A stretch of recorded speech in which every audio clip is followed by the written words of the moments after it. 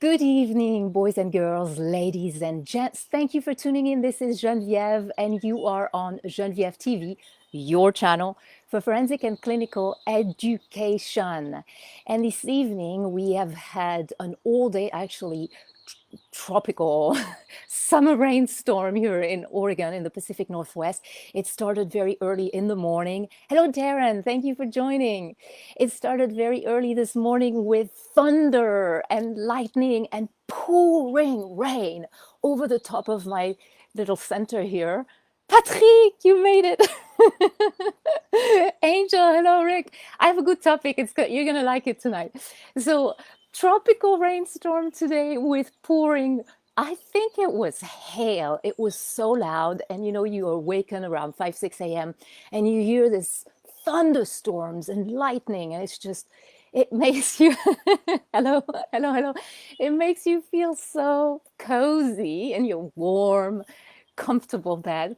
So I wanted to tune in tonight to let you know that Monday's film, I started a completely new trend on the channel on Monday, on Memorial Monday this week, with conflict resolution and mending relationships. And on Monday, we looked at mending relationships with ocean medicine and how negative ions change everything in the biochemistry of the brain and therefore have an effect on how we perceive and exchange and interact with life around us.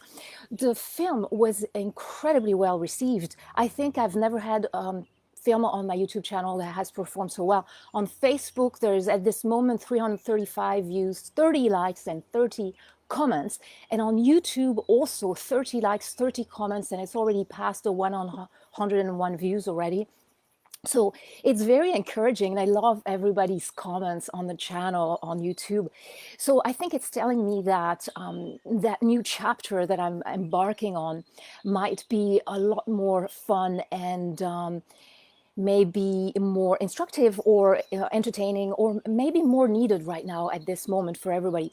So today we're looking at another chapter of conflict resolution with a methodology that I came up with very recently, actually. And that is to keep the ones you love close by closing the gap. And that's how I'm calling that approach and that methodology. And we're going to review it here. And I cannot wait to hear your comment. So I will be doing a giveaway at the end of the video. So make sure you stay tuned until the very end. So this methodology that I'm going to talk about today comes from combat training. Many, many years ago, I followed intensive combat training for a good decade and a half, initially with a deadly force instructor who was a first lieutenant in the Foreign Legion anti-terrorist unit. So for years, he trained me in knife combat, firearms, various weapons training, together with martial arts, boxing, kickboxing, and jiu-jitsu ground fighting. It was a very, very interesting training. I absolutely loved it, especially for me coming from Europe, and Monte Carlo in France, where when I was a little girl, I wanted to learn self-defense. And first of all, there was no self-defense in Monaco when I was a child.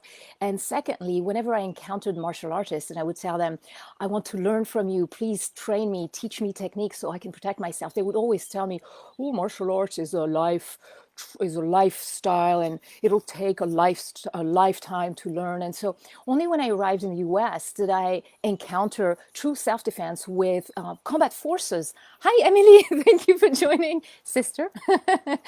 And so this technique of closing the gap comes from my decade-long training in firearms and combat training and all kinds of deadly weapons. So as you can see here, the divers among you will recognize my titanium steel serrated edge 12-inch dagger that I carry with me at all times, whether I'm diving or not. And thank you for the heart, Emily. And so closing the gap is what I decided to start investigating when you have relationships with somebody. And especially if, like most of us here on the channel, we are early life trauma survivors. And early life trauma survivors, that means that we carry traumatic wounds. A lot of us, complex post-traumatic stress. Shirley, thank you for joining.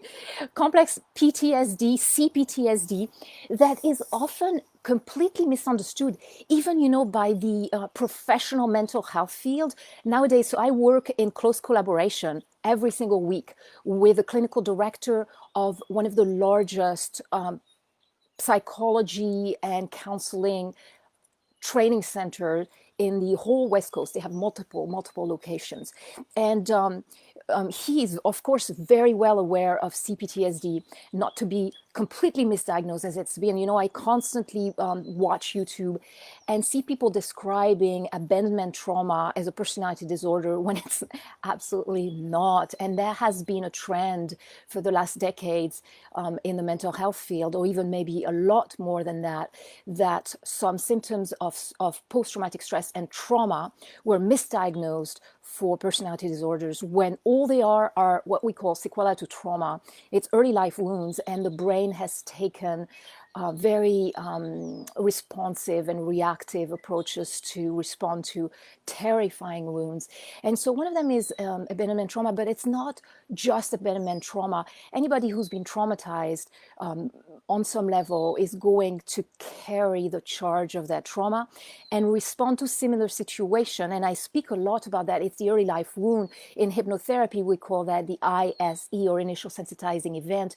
And when we get punctured or triggered in that specific wound, the reaction that you're going to receive at that time is not going to be from the age of today. It's going to be from the age of the original wound. In other words, for instance, if you were abandoned when you were 2 years old and somebody's bolting on you in the middle of the night or whenever, and that's the someone that had become like the most important person in your life, that directly triggers the 2-year-old abandonment by their mother or primary caretaker at that time. And it's absolutely traumatizing. And so it's hard for people who do not have a comprehension of trauma to understand that. So that's why I'm talking about it on the channel, to help people understand what traumatic sequels are and how we react to them, and how you can interact with those who carry traumatic wounds. And so they may be of different factors. They were not validated enough when they were growing up as a child. And so when they feel invalidated, even though you're definitely not intending to invalidate them, but you are perceived as invalidating them, they're also going to react as the child of that time. And so at that time, when you're triggering each other's early life wounds, you're going to have some reactions that are much stronger than they should be in the current situation. So what we are wanting to do with closing the gap, thank you for the heart, so what we are wanting to do with the early life wound and with closing the gap is, when you are in a conflict situation and you see and you feel and you realize that the person in front of you is reacting in a state that's not corresponding, or that's basically a misperception of what's going on. What you will see in trauma, we call that flooding. The mind gets flooded, and thank you. I care so much about all of you too. And what you see is the mind getting flooded, and that's a trauma response.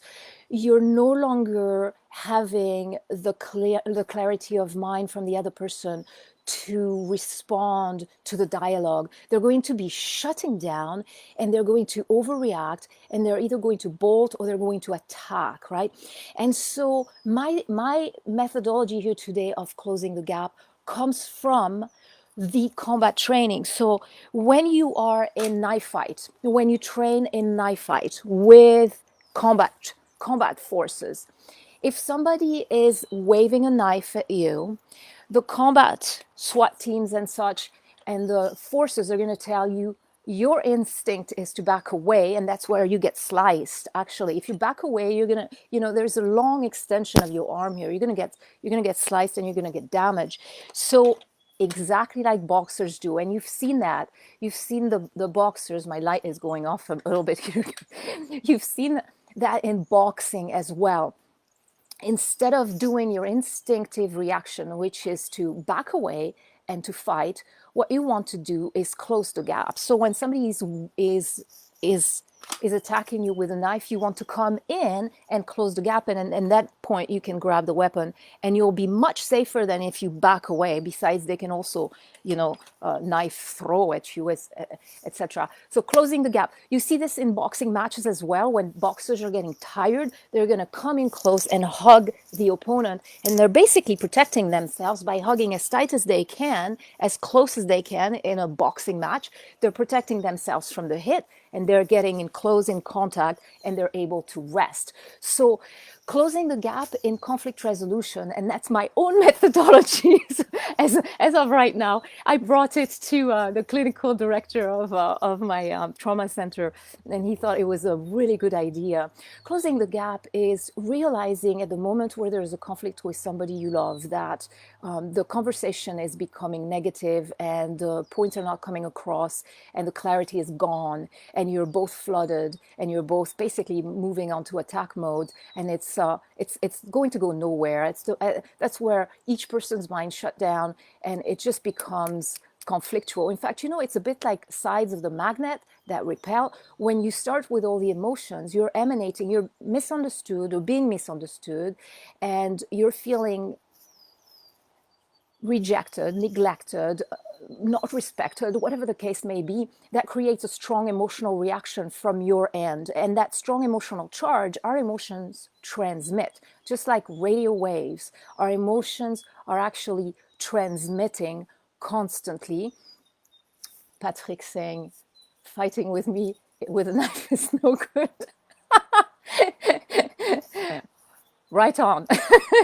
So our emotions are constantly transmitting like radio waves, right? You don't have to be especially intuitive to receive emotions. We all do. Dogs smell emotions. Horses smell emotions too. If you're afraid on a horse, of course the fear is emanating from your pores, from your transpiration. They can smell it, and the horse is going to start spooking because he's smelling your fear. He doesn't know why you're afraid, and that's a dangerous situation. On a horse, you always want to ground yourself and calm yourself.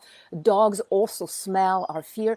So animals, and preys, especially prey animals. So if you've been attacked, if you've been traumatized, if you've been preyed upon, we develop, especially in early life, those of us who have been preyed upon, develop a very, very strong sixth sense, survival instinct. So we are actually very, very hypervigilant. That's a given, right? So we notice very imperceptible little subtle signals that are going to give us a lot of information. But even people who are not especially hypervigilant, everybody receives negative emotion. Even if it's a very low subconscious level, they're still receiving it. When you're receiving a vibration of negative emotions, you're going to respond with a negative emotion of your own. And at that moment, it becomes like opposite sides of a magnet, and it's going to bounce and bounce and bounce. You're going to go nowhere. It's going to blow up and become this big drama. So my suggestion of today, and please, all of you, go out and practice, okay? Go out and try it with your loved one. Don't purposely ignite fights, but if you happen to find yourself in conflicts, tensions and such, try it. So closing the gap in conflict resolution, in interactions with your loved ones, will be to move in and hug them as tenderly as you possibly can. So I had somebody try that with me because I had approached it some long time ago, and I hadn't called it close the gap at that time because I still hadn't come up with a principle, but I already had the idea. I had told them, if we're not getting along well, just take me in your arms and hold me, and it's going to melt everything away because I know it.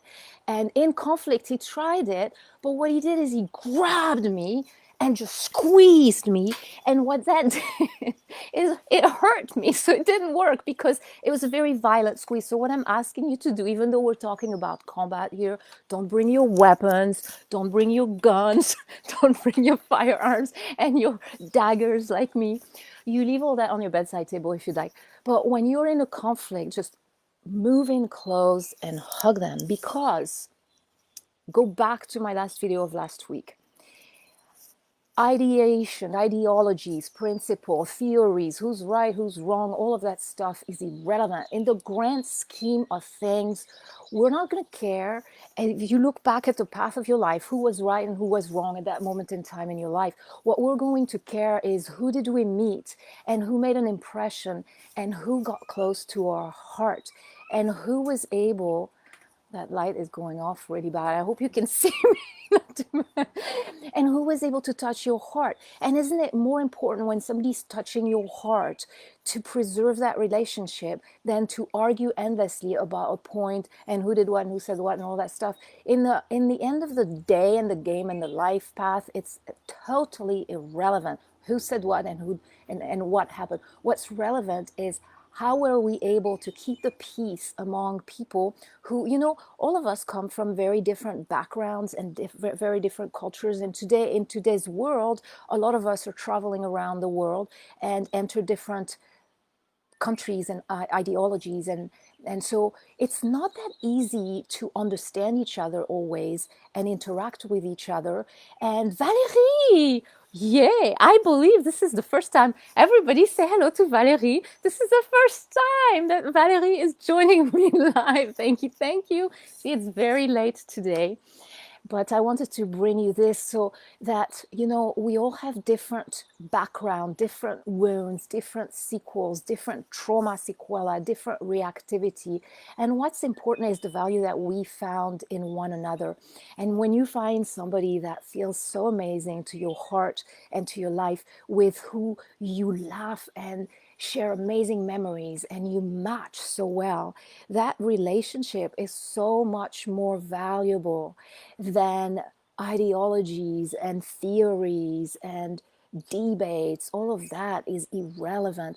So what I'm telling you is begin to embark on that path if it makes sense for you, to close the gap. And remember, even in the midst of a conflict, thank you for the heart, remember that in the midst of conflict, what matters most is the love that you share with those around you, not who's right or wrong, not who did or what or this or that. All of that is completely like dust that nobody will remember, that will settle. And even those who keep like records and ridiculous mind frames of bringing back things when you're not even talking about them anymore.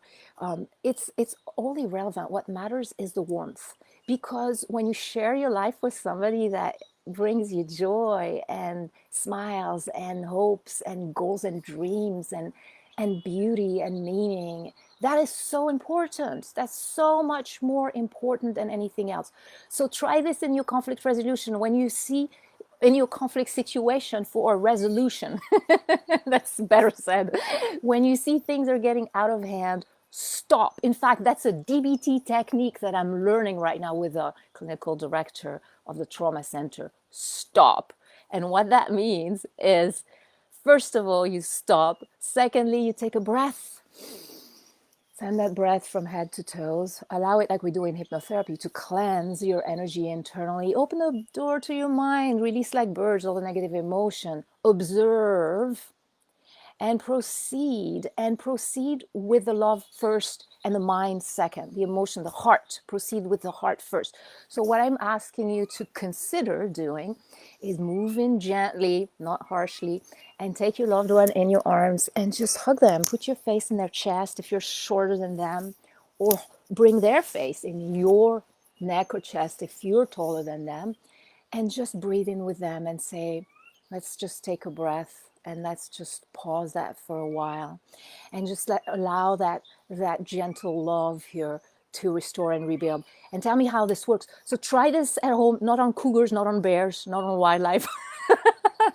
It's my standard disclaimer now. Number one, always consult with your licensed medical team. I'm not a licensed medical provider. I'm a forensic and clinical, board certified, award-winning forensic and clinical hypnotherapy instructor. I'm also an emergency medicine first responder with the Wilderness Medicine Institute, and a trauma survivor and a trauma researcher. And I work in collaboration with the medical field. Dennis Bernard, welcome on board. Your brother Jeff has brought so much just support and presence. He's amazing. So try this at home on your loved ones, not on wildlife. And tell me how you feel with it. Tell me what you think about it. Tell me how it helps you. Comment underneath the video. And actually that brings me to the giveaway that I talked about at the beginning of the video. I'm going to be giving a one-on-one consultation with me at no cost as a contest. So in order to enter the contest, visit my YouTube channel. So that is at youtube.com/Genvièv TV, not here on Facebook, but on YouTube, and do the following actions. First, subscribe to the channel. It's free. You'll see a red box, subscribe. Click the bell button, and that allows you to be notified when there is new content being released here on the channel. Like the video, share it with somebody that you feel will benefit, and comment underneath the video to indicate that you're interested in the giveaway consultation, and I'll pick a winner during the course of the upcoming week. So all of you who are interested in working with me, you can contact me directly at genvievhypnosis.com. In the middle of the page, you will find an area where you can enter your information that subscribe you to my newsletter, or you can contact me directly, and I work with all of you remotely wherever you are in the world. We do Skype, we do FaceTime, we do whatever works for you. And I'm basically an educator, so I will train you in working with brain plasticity, brain rewiring, to change the way that you feel internally and how you experience the world around you. We call this bending reality, because truly when you change the way that your brain responds, you change the way that the world responds to you. So thank you everybody for tuning in today. Please let me know what you think of that closing the gap technique. Remember to do it gently. It's not a manipulation. So we have a lot of emotional manipulation out there going on, and that is definitely not what I'm doing. I'm very honest and direct, and in fact it's hurting me most of the time. I have zero emotional manipulation skills. So what I'm giving you here is tenderness, basically, is remembering your priorities. And when you have somebody, it's so good to see you too, Emily. I love it. I love it. Join my YouTube channel. I'd love to see you there, because here we're on Facebook, but when you go on YouTube, you can comment underneath the video and become part of that wonderful community. You need to have an account, all of you guys that email me and text me telling me, I don't know how to comment on YouTube. It's just a free account. You just enter your name. That allows you to share your ideas to all of the videos on YouTube that you want to interact with the producers of. So it's free, it costs nothing, and it's a wonderful community. So thank you all for tuning in. Next week, I have a question for all of you. Brie. Okay, so we have Brie joining us. She runs the most amazing coffee shop in the Northwest. You know, Brie, I went to your place today to see you and you weren't there. But I got my big, gigantic chai tea latte. Thank you for joining, and thank you for connecting with me here on Facebook. You are an amazing being, and you've brought so much sunshine to my heart. I feel really blessed. I'm surrounded by incredible people. So, question for you guys. Next week, I'm going to talk about, or in a few days, I don't know, you know, I'm a free spirit, it's whatever. Next video, thank you, Brie. Next video, I'm going to talk about closing the gap emotionally. So today we talked about closing the gap physically with combat techniques. Remember to do it gently with no arms, and to use tenderness and really the depth of your emotions prior to the conflict. Put the conflict to the side and remember who you are. You are life. The person in front of you is life. It just so happens the two of you fell in love with each other. There's a reason for that. So reconnect to that life energy and allow it to shine. So that was closing the gap physically. So next week, we're going to talk about Cheryl Elman. Hello, thank you. Thank you. It's so good to see all of you. You know, it just makes my day to see all of you here. You're like a big family to me. So next week, we're going to talk about closing the gap emotionally. So here's my quiz for all of you. Think about it and tell me under the video, preferably on YouTube, what do you think closing the gap emotionally is? Because when I started debating this technique with the clinical director of the trauma center, I was bringing my approach of closing the gap physically with gently embracing the one you love. And he said, that's great. And it brings me to another idea. We can also close the gap emotionally. So that's the quiz for today. Tell me what you think closing the gap emotionally is. And we'll talk about it in our next video, along with hostage negotiation techniques that also helps us with conflict resolution. So thank you all for tuning in tonight. Such a joy, such a pleasure seeing all of you. Thank you for listening tonight to my take on combat skills. And I will see you all next week or in a few days for my next video on closing the gap emotionally. Until then, stay strong, everybody. Stay safe. Have a beautiful weekend. Thank you for all the heart. And I will see you again very soon. Ciao, ciao.